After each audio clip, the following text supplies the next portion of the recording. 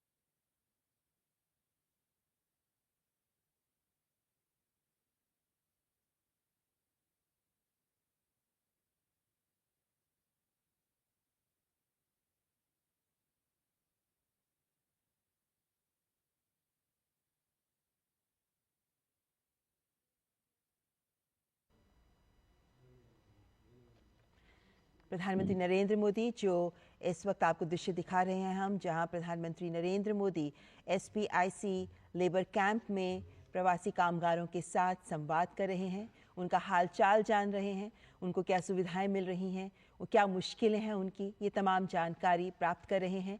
और जब अपने देश के प्रधानमंत्री उनके बीच पहुंचे हैं तो उनके भी हर्ष के भाव आप उनके चेहरों पर देख सकते हैं, क्योंकि हम जानते हैं कि एक बहुत बड़ी तादाद है वहाँ प्रवासी कामगारों की। और प्रधानमंत्री नरेंद्र मोदी वहाँ ना केवल उनसे बात की बल्कि उनके बीच जाकर उनके साथ भोजन भी लिया।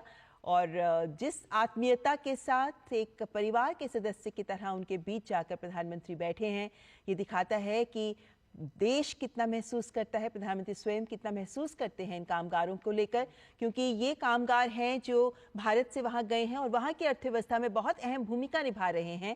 और ये भारत का भी वहाँ परचम लहरा रहे हैं, क्योंकि वहाँ पर जो प्रवासी कामगार हैं उनकी मेहनत, उनका परिश्रम ही ये साबित करता है। क्योंकि कुवैत में कहा जाता है, जैसे हमारे मेहमान ने भी कहा, कि वहाँ कोई सड़क ऐसी नहीं है जो जहाँ प्रवासी कामगारों, भारतीय प्रवासी कामगारों का पसीना उसमें ना हो। तो ये कामगार अपने खून पसीने से कुवैत की अर्थव्यवस्था को सींच रहे हैं। और प्रधानमंत्री नरेंद्र मोदी विशेष रूप से पहुंचे हैं इस एसपीआईसी लेबर कैंप में, गल्फ एसपीआईसी लेबर कैंप। यहाँ प्रवासी भारतीयों, यहाँ जो कामगार काम करते हैं, जो भारतवंशी काम करते हैं, उनका हालचाल जानने के लिए और उनकी सुविधाओं का भी जायजा लेते हुए हमने देखा दृश्य किस तरीके से प्रधानमंत्री बहुत आत्मीयता के साथ उनके बीच जाकर बैठे, उनसे बातचीत की, उनसे संवाद किया, उनसे हालचाल पूछा, उनकी मुश्किलें जानी, उनके विचार जाने।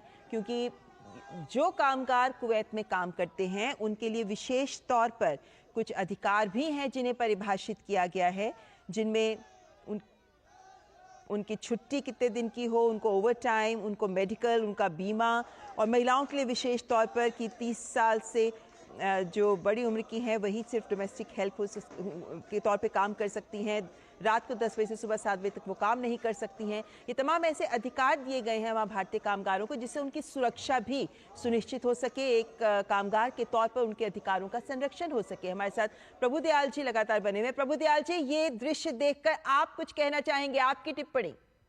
देखिए, मैं बहुत खुश हूँ इस दृश्य को देख के, क्योंकि हमेशा जो हमारे गरीब काम करने वाले होते हैं, ब्लू कॉलर वर्कर्स, इनको कोई तवज्जो नहीं देता। और हमारे प्रधानमंत्री मोदी जी उनके साथ जाके बैठ रहे हैं, उनके पीठ थपथपा रहे हैं, उनके साथ भोजन कर रहे हैं।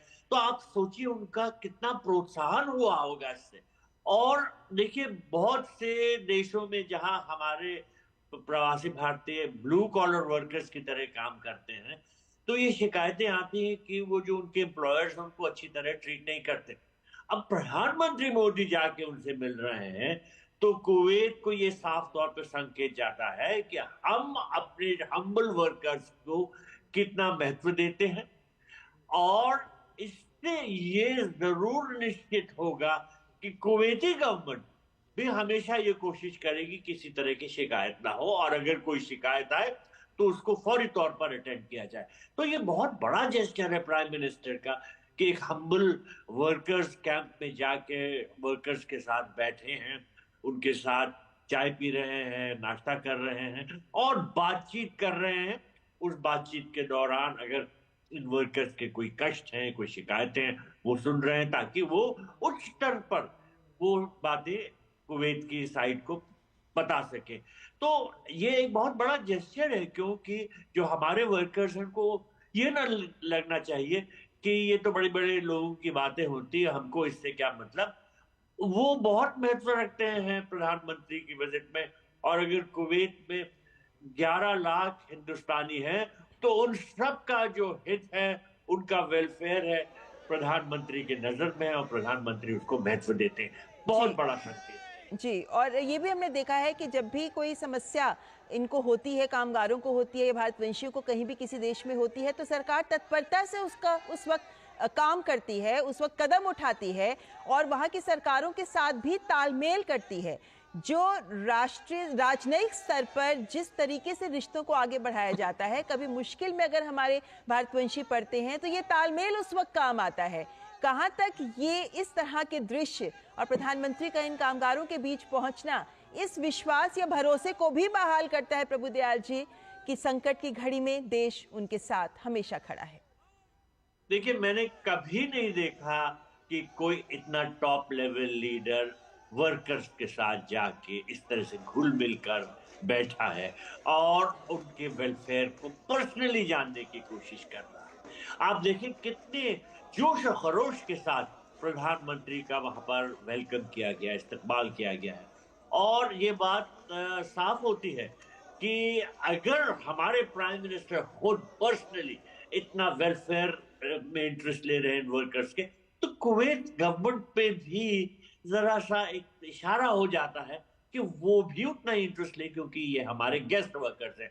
भारत के जो वहाँ वर्कर्स हैं वो हमारे लिए, हमारी सरकार के लिए, हमारे प्रधानमंत्री के लिए इतना ज्यादा महत्व रखते हैं।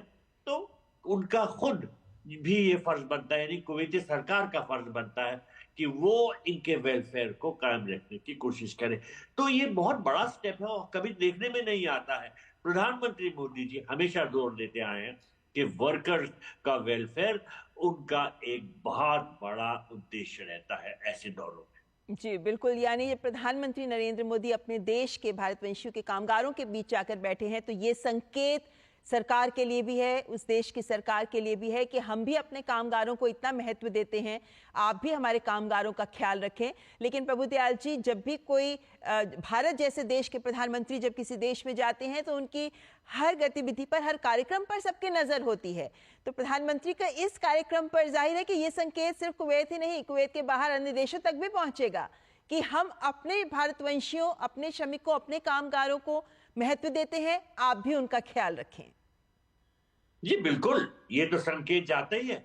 अगर हमारे प्रधानमंत्री ये पर्सनल संदेश दे रहे हैं कि हमारे वर्कर्स उनके लिए इतना महत्व रखते हैं, तो दूसरे देश को भी ये संकेत ऑटोमेटिकली जाता है कि उन्हें भी ऐसा ही करना चाहिए।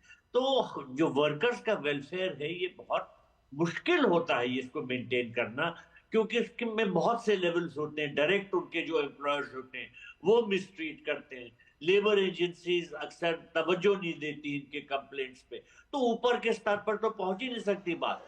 लेकिन अगर ये सिग्नल चला जाता है कि हमारे प्रधानमंत्री जो सबसे उच्च अधिकारी हैं भारत के, वो हमारे वर्कर्स के वेलफेयर पे इतनी तवज्जो दे रहे हैं, तो दूसरी सरकार को भी ऑटोमेटिकली ये उनका फर्ज है कि वो भी ऐसा करें। तो वर्कर्स का वेलफेयर मेंटेन करने में इस तरह का दौरा, इस तरह का उनसे मिलना जुलना, ये बहुत ही ज्यादा महत्व रखता है। और कभी मैंने नहीं देखा कि कोई टॉप लीडर ऐसा करता है, प्रधानमंत्री मोदी जी ही ये करते हैं।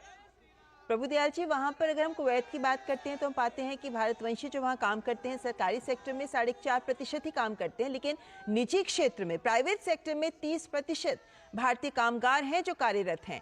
और जो मंगाफ में हादसा हुआ था उसमें भी हमने देखा था कि ये जो हुआ इसमें मानदंडों का उल्लंघन किया गया, ये एक स्पष्ट तस्वीर सामने आई थी। तो निजी क्षेत्र में भारी तादाद में भारतीय कामगारों का काम करना प्रधानमंत्री के इस दौरे के साथ ये भी एक महत्वपूर्ण संकेत हो जाता है कि निजी क्षेत्र पर भी सही तरीके से मानदंडों का पालन किया जाए, ये सुनिश्चित किया जाना चाहिए। जी बिल्कुल, जो निजी क्षेत्र में हमारे कामगार हैं, उन पे अक्सर संकट आता है, क्योंकि वो अक्सर पता ही नहीं चलता कि उन पे किस तरह के जो अत्याचार हो रहे हैं। जैसे मान लीजिए बहुत से जो भारत के लोग हैं वो कुवैतियों के घरों में काम कर रहे हैं, तो अगर कोई कुवैती एम्प्लॉयर उनको मिसट्रीट करता है तो ये बहुत मुश्किल होता है सर कुवैती सरकार के लिए भी